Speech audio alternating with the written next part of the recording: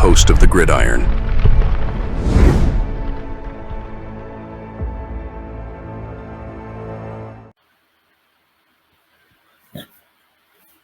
So which leads you to this. What about Tommy Chicken Cutlet Parmesan? What about him, huh? Well, Daboll still says that Daniel Jones is the starter, and I'm sure he still gives us the best chance, to win, to be victorious. Kind of makes you wonder also is that, it is a little difficult for Drew Lock. He's just coming in, but 6 yards passing. I think he had eight throws, and he had 6 yards passing. He had, I think, a fumble, a sack, 3 for 8, 6 yards. It's like, so I don't know. I don't know if he felt obligated to have to put Locke in there because they're paying him some money. He's the backup. Right? So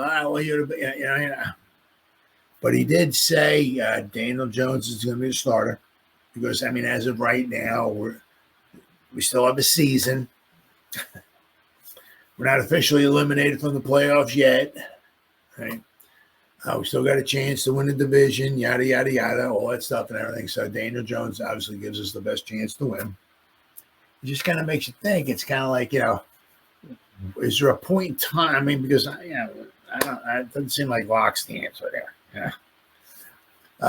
It doesn't seem Daniel Jones not the answer.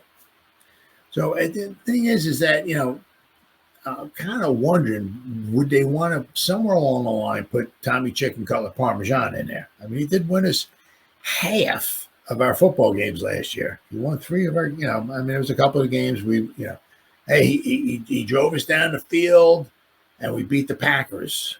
That was unbelievable.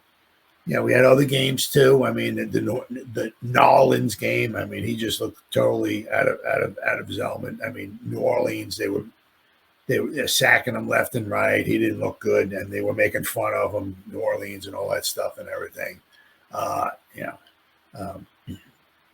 Tommy Chicken Cutlet Parmesan went against the Jets. I don't even think Daboll even wanted him to throw the ball in the Jet game last year. So I'm just kind of wondering because somewhere along the line, because Daniel Jones has an injury guarantee. So if we're say we're 2-12, hard to believe, right? Just say we're 2-12. Do you want to keep putting Daniel Jones out there? Because it's like if you put him out there and he gets injured and he can't pass a physical, I think it is for next year or something, he's guaranteed so much money. Right? You want that, or are you gonna, if the season is over with, you're gonna say, guys, I'm gonna put Tommy in there, see what he could do. Because if Tommy's gonna be your backup, once again, you don't even know. If this keeps happening, if this just can't, you can almost, if we just keep getting dismantled like this game after game, we kind of wonder if the Daboll's even going to be back, But it'd be interesting to see if they put Tommy in to see if he can be at least maybe a backup for the Giants for next season, or maybe a backup for another team, But so it'd be interesting to see if somewhere along the line, if Tommy Chicken Cutlet Parmesan actually winds up getting put in there. But this here is from Paul Schwartz. Daniel Jones giving the Giants almost no chance to win with end finally in sight. There are so many debates and arguments and snide remarks that can go into all of this, with the state of the Giants being what it is, just straight up trash. It's almost impossible to hear what Brian Daboll said on Monday regarding Daniel Jones and come up with spirited and passionate rejoinders, suggesting he is not seeing this clearly. I think he gives us the best chance, Daboll said. If you are so inclined, feel free to add best chance to do what exactly? Lose, maybe? I don't know. This was Daboll's way of reiterating what he declared a day earlier, only minutes after the Eagles had danced over, through and around the Giants, with Daboll calling all the plays, once again treated the end zone as the Giants and Daboll and Jones and all that treated the end zone like it was contaminated, a place to steer clear of at all costs. Daboll took Jones off the field and sent in Drew Lock, the backup quarterback, in for the final 11-26 of the 28-3 loss, hoping to create some type of juice and maybe make a few plays and swing the momentum a little bit. Of course, that did not happen. Without prompting, Daboll, in his post-game remarks, said Jones remains a starter going forward. So that was smart of Daboll's part. Indecision at the quarterback position is no way to run a team. And Daboll is right about Jones giving the Giants the best chance to win.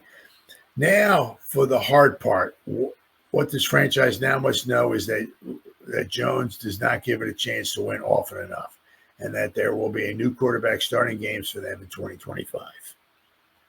It was always going to be a long shot that Jones made it to the 7th year with the team that overdrafted him at number 6 overall. The desire to find the next Eli Manning, obviously, of course. Yeah, that was not Shane. Good old Gettleman. It is here and now that matters, and Jones is here now, but not much longer. Daboll and general manager Joe Shane inherited Jones, and the plan after the 2022 playoff season was to sign Barkley to a multi-year deal, then have the franchise tag available to swing at Jones in case he was going to play unrealistic financial hardball. A deal could not be worked out with Barkley, and the tough decision at the time would have been to let Barkley test the market and use the franchise tag on Jones, giving him security for only one more season. One prove-it-again season. Well, I mean, this is all, it's all stuff. It's, woulda, coulda, shoulda. I mean, there's so many things. If we would have signed, we would have kept Barkley, but then we couldn't have possibly upgraded the offensive line. Yeah, now you signing Barkley to maybe 15 a year to keep him away from the Eagles, right? But you can't upgrade the offensive line, or maybe you couldn't have Runyon or whatever like that. So then of course, all the naysayers would have been, "What, you didn't upgrade the offensive line?" It doesn't. Right? Or if we had Barkley in there and he wound up getting injured again, what are you paying Barkley for? What are you stupid? It's a no-win proposition. If you let Barkley go and he winds up playing really well, you're stupid. If you keep Barkley and he doesn't play well, you're stupid. If you keep Barkley and you pay him and he gets injured, you're stupid. It's a no-win situation for Shane. But I mean, obviously now if you look back, hindsight's always 20/20, yada yada yada. He obviously should have. At the time, Saquon was our best player. He was our biggest threat. He was obviously one of the biggest reasons why we had the success we did in 2022. Because he was back there, right? You got a stud back there, helps open up the passing game a little bit, right? Guys got to keep an eye on the box. Maybe get an extra guy in the box to prevent, because you don't want Saquon busting free. You get him out there. I mean, he's going to make guys miss. The best thing to do is keep him contained. Don't let him, right? So that's one of the huge things, right? And the thing was, it was like with, and I get it. Obviously hindsight's always 20/20. It's like, it was so stupid. We let him go. He gets injured almost every year. He's in his 7th season. Between his touches and in college and all that, he's had a lot of touches. Guys, Shane says, guys, they start, 7th season where, the production starts kind of going down a little bit. He's only played 6 games so far, right? So he's done very, very well. But I mean, hey, he still get injured. He's still got 11 games to go. He can something could happen for him. But I mean, the one thing you can always look at it too is that I don't know what Shane would have gone with, or what, how much he would have wound up paying, Saquon. But it's not like Saquon's a wide receiver, and Shane was like, Saquon's like a number one wide receiver, and Shane's like, we only got $20 million to give you, and of course Saquon's such a stud wide receiver, he wants 35, and there's a huge gap. I mean, he's a running back. I mean, if you could have gave him, I don't know if he was leaving, if he wanted to leave, who knows? So I mean, if Shane would have blown him out of the water by maybe giving him 14 or 15, maybe Saquon'd still be here. But you also look at it too, is that he's our best player. He was our best player. He was our best player, right? And I mean, we're paying Andrew Thomas over $20 million. We're paying Sexy Dexy over $20 million. Daniel Jones, paying him 40. Well, what's Malik Neighbors going to want? What's he going to want? 35 or 40 by the time right? So we're paying these guys 20, 30, 40 million, whatever. Right? Burnsy's making almost 30. And I said in a few years, Malik's going to want 35 or 40. Right? So we're paying these guys, but our best weapon, the guy that scares the other team's headache guy, right? As Paul Latino says, a headache guy. Only wants, they give him 15. You would still have your biggest headache player. Now, could you imagine if we had Saquon back there, and you got Malik Neighbors out there? We got Wandale, Slayton, Malik, but we got Saquon back there. Now you got yourself, okay. Now you're only like maybe a good good receiving tight end away from having a nice threesome, or another number one wide receiver or something like that. You know what I mean? That would be nice. That would really be nice. So I mean, once again, hindsight's always 20/20. It's always like, he's stupid. He should have paid Saquon, but.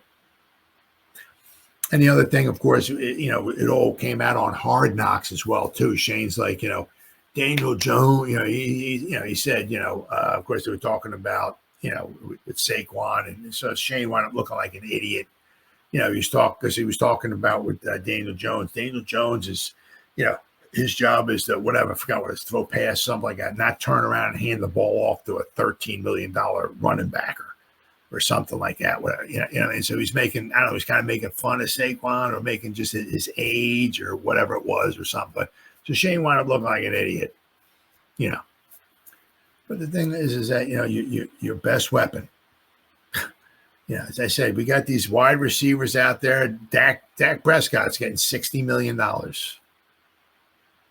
They just lost 47-9, and they just paid him $60 million a year. Our best weapon only wants 15 or 14, whatever. As I said, if we threw 14 at him, whatever, 12 million, 11-year guaranteed or something like whatever. If we could have beaten the Eagles, maybe he's still, right? This offense would be a lot different if we had Saquon back here. I mean, we still got Tracy and all that, but Tracy's not Saquon, so. Is what it is, but it'd be interesting to see as the season goes along, right? Does Tommy Chicken Cutlet Parmesan, does he wind up getting a chance, right? When is the point in time where they wind up pulling the plug on Daniel Jones, right? And then if they do pull the plug on Daniel Jones, do they turn around and hand the ball off to Drew Lock? All right, well, buddy, you're our backup. Let's see if you can do anything. And then they turn around and hand the ball off to Tommy Chicken Cutlet Parmesan if Drew Lock can't get nothing going? Or do they just strictly bypass Drew Lock and go right to Tommy Chicken Cutlet Parmesan? So the thing is that, because if we keep getting blown out, I can't see any way in HEL double hockey sticks how Daboll will still actually have a job next season if we just keep getting it, because we're not getting better. We're getting worse. Somehow we upgraded the many positions, right? And we're a worse team somehow. So the thing is that do they want to have Tommy come in and see if he can be an adequate backup? Especially, but if Daboll's not going to be here next year, would he wind up doing something like that? Who knows? But I mean, obviously, Daboll knows a heck of a lot more than I know. A heck of a lot more. Plus, he knows, he knows, what I mean, what Tommy can do and can't do and all. So, yeah, we'll have to wait and see. We'll have to wait and see. But I mean, obviously, right now, what Daboll says is that Daniel Jones still gives us the best chance to win. The season's not over with yet.